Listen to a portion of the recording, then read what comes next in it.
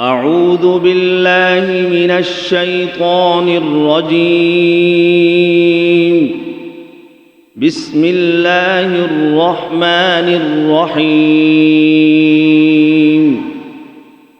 سبحان الذي أسرى بعبده ليلا من المسجد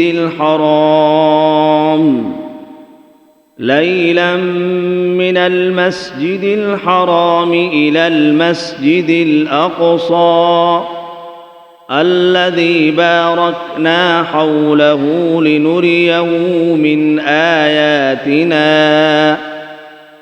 إنه هو السميع البصير. وآتينا موسى الكتاب وجعلناه هدى لبني إسرائيل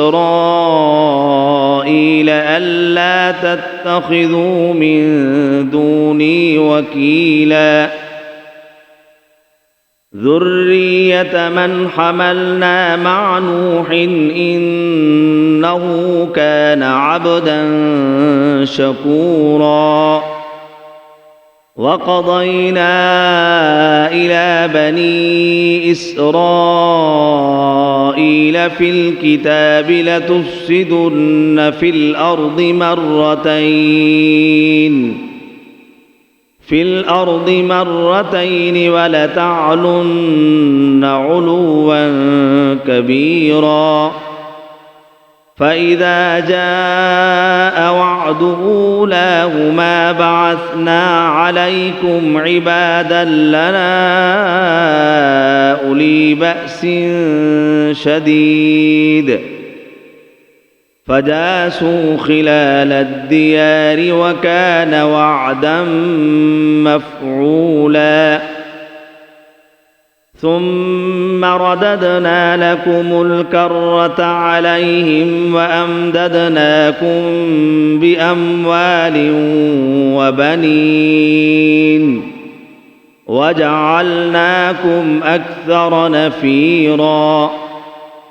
إن أحسنتم أحسنتم لأنفسكم وإن أسأتم فلها. فإذا جاء وعد الآخرة ليسوءوا وجوهكم وليدخلوا المسجد كما دخلوه أول مرة وليتبروا ما علوا تتبيرا. عسى ربكم أن يرحمكم وإن عدتم عدنا وجعلنا جهنم للكافرين حسيرا. إن هذا القرآن يهدي للتي هي أقوم ويبشر المؤمنين الذين يعملون الصالحات أن لهم أجرا كبيرا وأن الذين لا يؤمنون بالآخرة أعتدنا لهم عذابا أليما.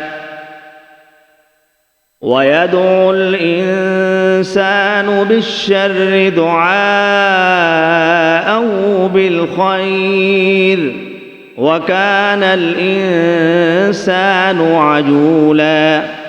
وجعلنا الليل والنهار آيتين فمحونا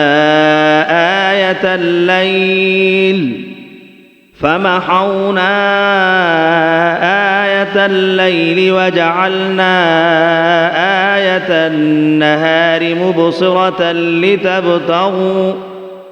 مبصرة لتبتغوا فضلا من ربكم ولتعلموا عدد السنين والحساب وكل شيء فصلناه تفصيلا. وكل إنسان ألزمناه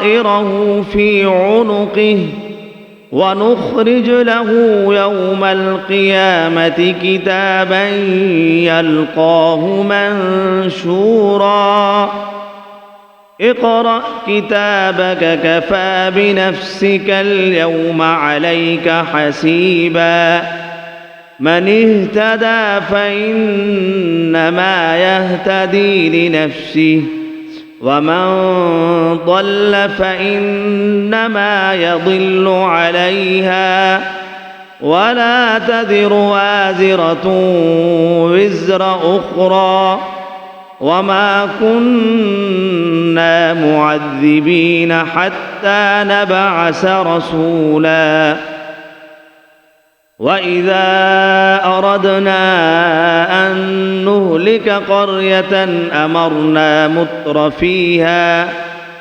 ففسقوا فيها فحق عليها القول فدمرناها تدميرا وكم أهلكنا من القرون من بعد نوح وكفى بربك بذنوب عباده خبيرا بصيرا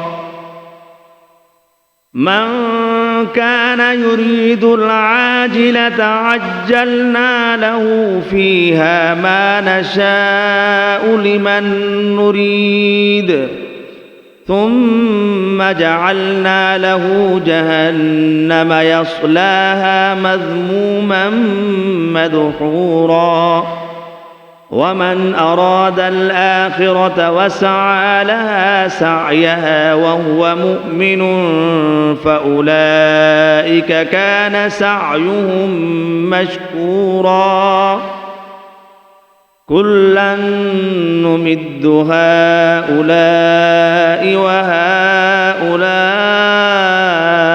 من عطاء ربك وما كان عطاء